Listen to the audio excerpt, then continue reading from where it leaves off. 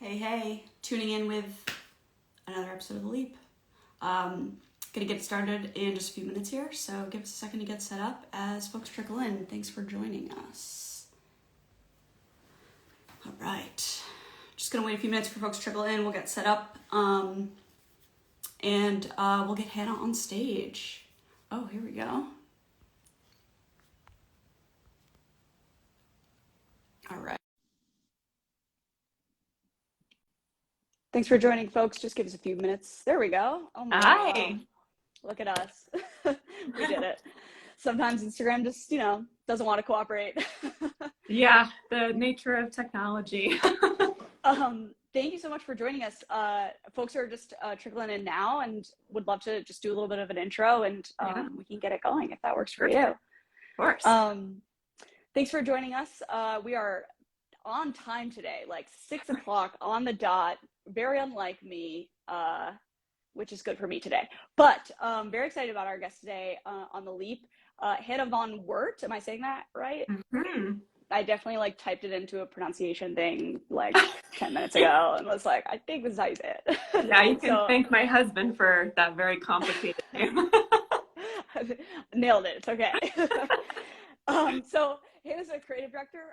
She's a branding expert and she serves conscious brands. She saw way too many entrepreneurs struggling to create a professional and genuine brand experience that, really accurately communicated their value, which struggle is real. So she left big tech and, to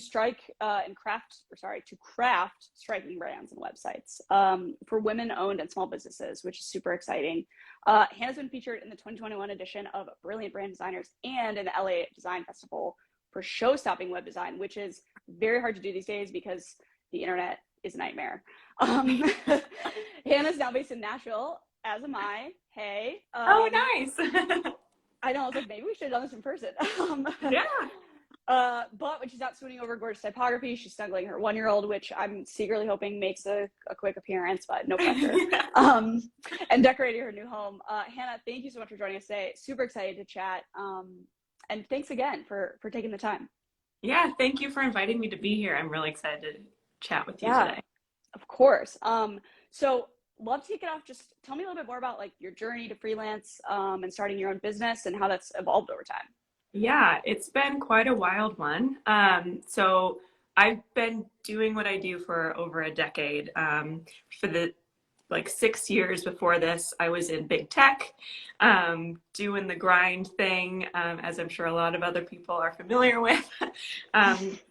But a few years ago, I had reached a point where I had legit clinical burnout. I was very sick and I was like, something needs to change. I got to get out of this cycle of hustle. And so I started seeing a life coach and a therapist and highly recommend all those things. And from that process, I did a lot of deep diving into what are my values and realized that working for myself is really the path forward. I got to a point where I realized my personal values were quite being met and I really needed more balance in my life and what was going to bring me more joy. And that was going to be a sense of this creative freedom. So from that moment, I started planning out what would owning my own business look like. I planned that out for about 9 months before quitting my job. And that was hard waiting that long, but I think I needed to take my time and make sure that I was also living in a foreign country, so I couldn't just leave at the time. I was abroad in London. So there was a lot of things to figure out and how that was going to work. But I ended up quitting my job and started my own business in January of 2020. Okay. Wow. Yeah. So then the pandemic hit. So that was, that could have been potentially awful. But I think because I had done all that upfront work and I had all my systems in place, it was actually fine. And then I think from other people getting their businesses pausing or where they were working paused, they were like, I'm going to start my own business or I'm going to create an online business now. And so I still had a steady stream of clients, which was great. I I also got pregnant during the pandemic and had my son. So that was Congrats. another thing. Oh, thank you. That was another thing that kind of led me to where I am today. After having my baby and I work from home and wanting to be involved in like his early years, I decided I wanted to work part-time. So I've been kind of figuring out how to diversify my income a little bit. So I wasn't always just relying on trying to get the next client and be booked out. So yeah, it's been a journey, but it's been really fun and fulfilling. Yeah, that's amazing. You've done a lot, like a whole Yeah. human you made while I had all this like was two happening. babies. I had my business baby and then I had my human baby. Yeah, like made a whole human, which is incredible. So I want to talk a little bit about like the sort of rotation around, freelance full time versus being in house full time. I know you were at Amazon for a bit. Yeah. Um, like, what are the trade-offs that you were thinking about or considering, and even like maybe you could unpack a little bit of like what the types of plans were that you were putting together when you were thinking about, going full time on the freelance business, or even if you were at one point switching back and going in house. Because I know a lot of people can feel like that's like failing at freelance, Yeah, I but don't think it's there's not. anything wrong with either of them. And it's all about where are you at right now in your career and in your life situation. They both have their pros and they both have their cons. For me right now, owning my own business and working for myself makes the most sense. I think like there's obvious benefits of working in-house. One of the reasons I stayed in that for so long was just you get great financial stability, right? Like you get the steady income. You got probably more than your 9 to 5 hours in most cases. But you get a lot of times you get medical, you get all the benefits. So like there's definite life situations where that makes the most sense. I also think like I don't regret staying in house for that long because I learned so much about business in general. Like I worked at Amazon for over 6 years and I think I got a sense of this commercial experience about how the whole like wheel worked and really got to know all about e-commerce. So I can now take that and help the little guys, if you will. Like I'm working with all small businesses now, and I think that I have an advantage of knowing how the big players work, so I can help other people in their business. But yeah, like I said, at this point, what what made me realize about the transition away from that in-house environment, yes, I was losing some of that kind of expected stability, but my personal priority at this time was just aligning with my personal values and having the flexibility and the creative freedom that that other environment couldn't provide for me anymore. Yeah, totally. Like, it's such an interesting dichotomy that I feel like we create for no reason. I think a lot of people, at least a lot of people that I, know and like grew up with professionally, rotate in and out. Sometimes they're full time freelance. Sometimes they go in house for a year or two, depending on just like Mm-hmm. what's going on in their life. And I think like that ability to make a choice there is like a freedom that I hope more people can have, because I think generally being able to integrate work with your life rather than wrap your life around work, is Mm-hmm. the better path forward, I think, for everybody. Yeah, and um what's great is I also see a lot more in-house work environments like understanding, especially from the pandemic, this new style that people are kind of preferring to work. So seeing that shift happen in that scenario too is really interesting to see.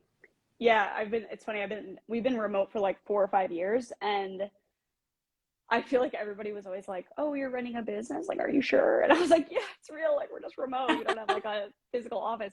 And now most of my friends' jobs are also remote, and it's like changing everybody's lives Yeah. in so many interesting ways. They're just like didn't realize the flexibility that it can afford, if the operational structures and everything are in place, and there's actually like Mhm. a true culture around it, because it can Totally. also be challenging in a myriad of different ways. um, I was curious. So one thing that I saw that really stood out to me when I was checking out your website was you have a lot of really interesting other offerings. You had mentioned earlier, diversifying your revenue stream, Mm-hmm. And I talk to a lot of people who struggle with just ongoing lead generation because they're constantly juggling, like, do I go out and get new business? Do I execute the projects I already have? Like, it's truly spreading yourself so thin, and it Yeah. can create like a ton of volatility in people's businesses. Yeah. So I was really curious. Like, I saw folks can shop your desk, which I think is awesome, Yeah. and your library of like what you're reading. And I think like, and I was curious, like, do you use those things as a means to drive leads for like potential clients? Mm-hmm. And or is it part of an additional strategy for like additional income or revenue? Maybe it's a little bit of both, but yeah, like, how did this kind of come to be, and how are you thinking about it? Yeah, it is kind of both. So I like community is such an important part of how I do my business and just how I like to have my life in general. And I think for me, when I first started setting up the like shop my desk or this is what I'm reading, it was all kind of that from that community point of view. I also like make a seasonal playlist. So Cool. it's what I have on rotation in my headphones, and I like to share it with people and make it public. I love that. But a lot of that was just like for fun for me to like interact with my audience. Um, and so I think the bonuses from that have one been it's building trust in me. So people feel like they know me. There's more personal in my brand of Meteor Street Studio of like, I like offer all these other things and you can really like get to know me and I'm serving you not just in a transactional way. Totally. And like building authority in my brand with my blog and all my blog posts. But also like a lot of those are affiliate links. So if people happen to shop my bookshelf, I do get a commission from that, which is also nice because then it just offsets some of my monthly expenses. So Yeah. win-win for everyone involved. Yeah, for sure. I feel like I'm talking to more and more people who are looking for ways to either sell in smaller ways, like digital resources or subscriptions to certain things, Yeah. to again, like, just get that steady ongoing revenue stream, because even like the best freelancers or independents I know, like, still have volatility, and it's just the sheer fact of just a lot to do as one person. It could just be like really intensive. I noticed that you're going to launch a full template shop soon, and I'm like, my curiosity immediately, I was like, I need to know more about this. Wow. It actually launched today. So oh my God. that's wow. exciting. It's kind of a celebration. We're partying right now. Oh my God. Wow. I love a surprise party, honestly. I'm like, let's go. I had no idea. That's amazing. I should have brought champagne. Yeah, that would be an amazing surprise. Just like, okay. Just like pops and streamers. Yeah. Yeah. So that has been in the making for several months.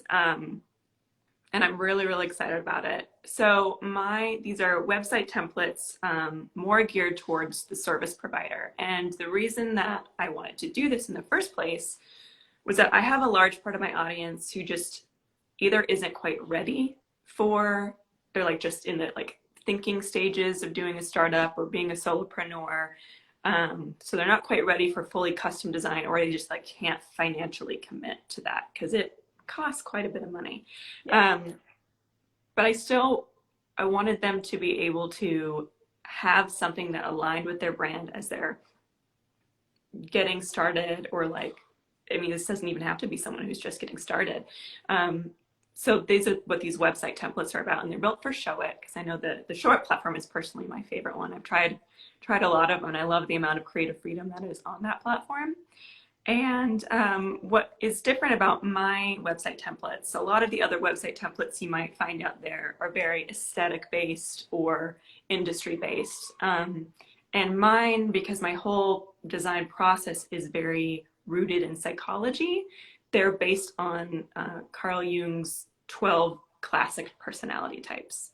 Cool. So yeah, I've got a little quiz on my website if you want to take it and figure out what your brand archetype is.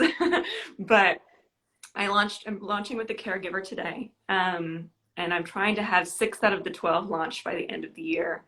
And so that's really exciting. Awesome. Yeah, the caregiver is for a lot of people who are kind of coaches or in mindfulness or even body workers, yoga studios, well-being, stuff like that. usually find a place within the caregiver.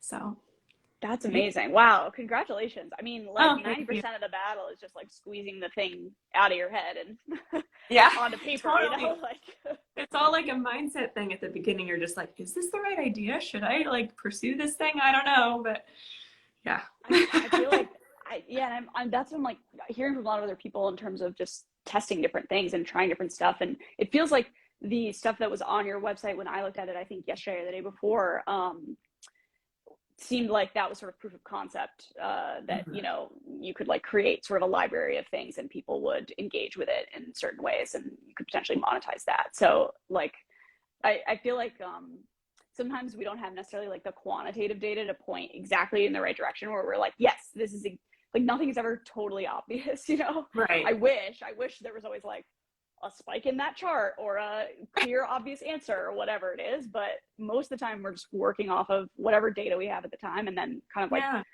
the signals that are around it. And so I think the evolution of that is super interesting, and I feel like it's going to do well. That's just my personal opinion, but you Thank you. Let's hope. know. So in terms of day-to-day business, because I want to switch gears a little bit and get kind of Mhm. tactical with people. Yeah. We get this question a ton just around, you know, like how do I manage my time more effectively, Mhm. especially people who are earlier sort of in their careers and maybe are billing by the hour. Yeah. You know, I know folks sometimes, you know, start to switch gears once you hit a certain threshold into like more like flat rates. But Mhm. curious, like, walk us through your day to day. This is like my Yeah. favorite question to ask other CEOs. I'm like, what does your day look like? I was like, can I see your calendar? Like, what's Well, your it's schedule? Like, how do you organize your time? I really have to be intentional about my time. Like I mentioned before, I work part-time hours and I take Fridays off. And that is because I now have a 1-year-old boy or crawling around the house. um, I I feel fortunate that both my husband and I work from home. He also has a remote job, but so that helps a little bit when like there's a baby unexpected situation that arises. But that because I have the limited hours, that really makes me want to make the most out of my day, and um, I use all of the project management tools to keep me steady. Um, I usually have the same times as well. I try to start my day around 9. I try to end my day around 2. Um, and that, because that's for me, that's when I'm the most productive mentally. And I've actually found that even though I'm working far less hours than like I typically would have at a corporate job, I'm just as productive. And I think that like even if I would have been in an office for all those hours, I would have been like surfing the internet or like going to take a long lunch or like going to get like 5 coffees and like so now I'm just like super productive for a big chunk of time and it really fires me up. So most of my day is working on client work. I'll probably go through my emails for the first hour or so while I'm really kind of getting into the work mindset, going through my tasks in ClickUp and figuring out what needs to be done, managing a launch schedule, emailing clients, checking on payments, that sort of thing, admin. But then I really dive into the creative process and will spend mostly the rest of my day designing or doing strategy and creating mood boards. Amazing. Um, in terms of the stuff that, or like how you structure your day and, you know, setting boundaries with clients. Yeah, which is um, so important. yeah. So, Like, how do you communicate, you know, your boundaries to yeah, clients so that they don't expect you to be like always on or responsive immediately? yeah. Well, I think one, contracts are incredibly important and often very underrated. And my contract is long, and that's on purpose. And so that kind of manages um, one, like financial boundaries. And I don't get paid by milestone. I choose to get paid by timeline. Mm-hmm. Um, so if the project ends up going over which hasn't happened yet, thank goodness. But if for some reason it went over a deadline, like I would still get paid and I would just keep working. But that helps us keep on track. And then I send every client a welcome guide when I first sign them on. And there is a whole section in the welcome guide about boundaries and communication. And I say that, like, these are my office hours. I won't send you an email after 5 p.m. I won't send you an email on a weekend. Please respect my time as well. I lay out my core values of my business. Boundaries and like rest is one of them. So I don't want to put pressure on the client either. So that is kind of a mutually beneficial thing that I set from the very beginning. Yeah, and I always found with clients that it's just about trust ultimately, and the best way to get to trust is like to be clear, and to communicate well, and like when in doubt, over communicate. And then over time, it's like there's like a chart with like trust and communication, which is like the more you have trust, the less communication you have to do, because they understand what to expect, and they trust that you're going to be able to get it done. And so I think that those boundaries are super important, and having like a little onboarding guide or like a welcome guide is really helpful. Do you put anything else in there, any other sections that you think people would be aware of? Yeah, it's several pages. I start out with kind of a welcome note, and I have a template. I've created a template for myself, so I don't have to spend like a whole day just making a welcome guide for each client. But I do customize it per client. So I'll lay out, again, kind of key points in what the contract was about, like when they expect to pay one of the payment plan installments.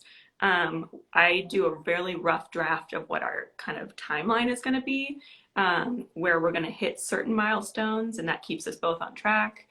I have a whole section about how to provide good feedback to a designer. So whenever I like, I have a feedback form, and when I hit like the end of here's your brand identity, I'd love feedback on it. I write very specific questions in that feedback form, trying to help them, guide them to give good feedback. And then I also, like in that welcome guide, just write some examples, and like, this is kind of this type of stuff that we're looking for when you provide feedback. This might be some unhelpful feedback examples. Like, that really helps the clients be like, okay, this, like, some of them haven't worked with a designer before. So that, I think, is very helpful to them. Yeah, that must be so helpful, because most of the time people just like don't have the vocabulary to express what they're trying to express, and asking really good and like pointed questions helps them unpack that. And that is such an important thing, because like if you're getting feedback that's vague, like, oh, I don't like it, then, like, it's like, you can't do that. Like, that's not going to help anyone. And so much of design comes down to communication, and how you like communicate the why behind the decisions that are made. And I don't know, it must alleviate a lot of anxiety for when people have that kind of roadmap to help support the process. I think some feedback I've gotten from clients about it is that, like, they like to know that they're supposed to be viewing everything through their audience's eyes and not their own. Because important reminder. It, like, design is very subjective, no matter what type of design. And so, of course, when people be like, I don't like it, I'm like, well, there's a reason it is done this way. Like, pause for a second. Like, let's go back to your ideal customer and be like, would this appeal to them? And then we kind of create more structured feedback from them. They're like, maybe it's not right. And so then we make changes from there. Totally. Yeah. You're like, nobody cares what you like, Bob. Let's get to the customer issues. It's like, I don't like it. I know. It's such an important reminder, though, because like, you just, I feel like looking at things that way is super important to cut through the subjectivity. Because there are tons of things that our company has done that aren't necessarily my aesthetic, but resonates with our audience. And I'm like, okay, let's go then, because it's not about what I like. Otherwise, like, the whole brand would probably be like black and red or something crazy like that. But, like, the personal branding and the business branding is such a fine line. And I think people are now finding a way to kind of blur the line and have it be a personal and a business brand hybrid together, which is great because then it brings more personality into the business. But yeah, you have to, there's a certain amount of compromise that sometimes comes with that. Yeah, because you're also going to attract certain types of clients. And I feel like too, because you've taken the time to like create boundaries and really understand what you need and what you're getting out of an interaction, it makes filtering out things that are not, productive for you or your business like that much easier. And you end up with like more clients that have like a values alignment, which ultimately is always going to be so much better and easier. Yeah, exactly. So in terms of, I wanted to know, like, there's a lot of misconceptions about freelance businesses, a lot of misconceptions about creatives. What's one thing you wish people better understood about running a studio? And that can be like any types of people.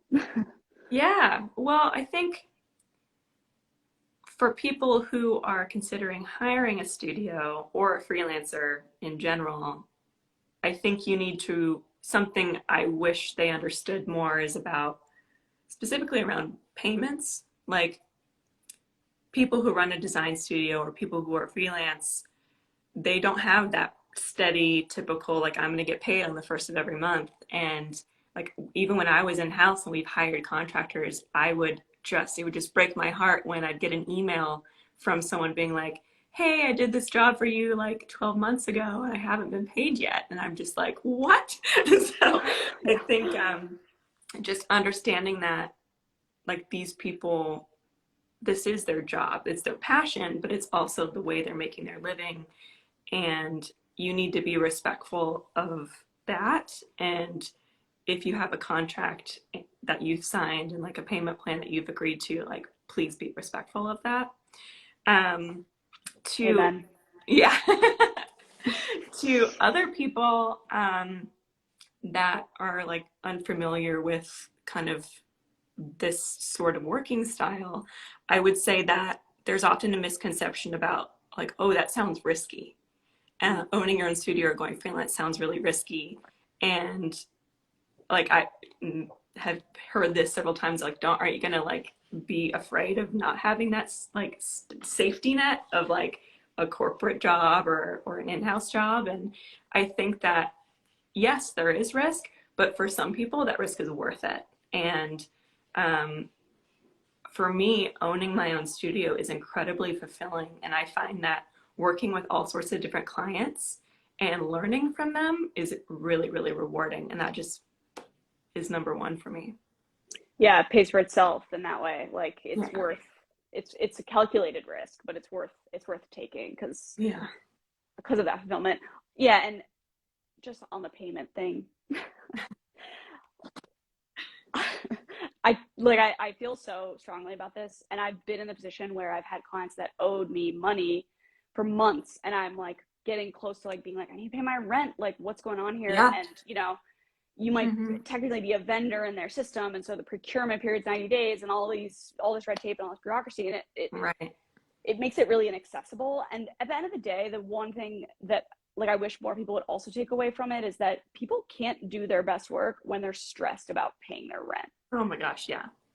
So like you're not going to get the best version of me if I'm worried about chasing down your invoice and seeing if it actually got paid and feeling like that there's peace of mind there. And people don't understand what kind of emotional toll that can take. And so I think that in and of itself, that should be a motivating factor. Like if you want the best possible work from me, then don't make me worry about Oh, exactly. Like I've been in that situation where I've like been a month late on a payment and I'm still working on the project. And I'm like, this makes me not want to work on this project anymore because I feel like you're just not go to the bottom of your priority list. Yeah. So yeah, I completely agree. Amazing. Well, look, last question for anybody who is looking to take the leap to freelance. Any advice you want to give as people are thinking about it? Obviously, find a mentor. I firmly believe that just because you're going out on your own doesn't mean you have to do it alone. And I have surrounded myself virtually with so many people that I look up to, people who are doing like what I'm trying to do, but have been doing it for a while. I'm like, please just like, I'm going to watch you. Please tell me how you're doing this. Some of them are paid mentorships, some of them are free mentorships. But just creating that community around you is really going to lift you up, help you feel supported, and like make it so you're just so confident. I love that. And confidence is pretty much the key to everything, it turns out. Yeah. Amazing. We will end on that note because I think it's super, super important for people to hear that. If people want to find you and check things out, where can they find you or follow you, whether that is website or Instagram? Yeah, on Instagram, I'm at Meteor Street Studio. And on my website, it's meteorstreetstudio.com. Amazing. Thank you again so much for the time and all the wisdom. It was really great just hearing about your business, getting to know you. And like, you're in Nashville, I'm in Nashville. Yeah, we should probably hang out. We should probably hang out. All right. Thank you again, Hannah. Have a good night, everybody. And we'll be back with our next episode next week. Thank you. Yeah.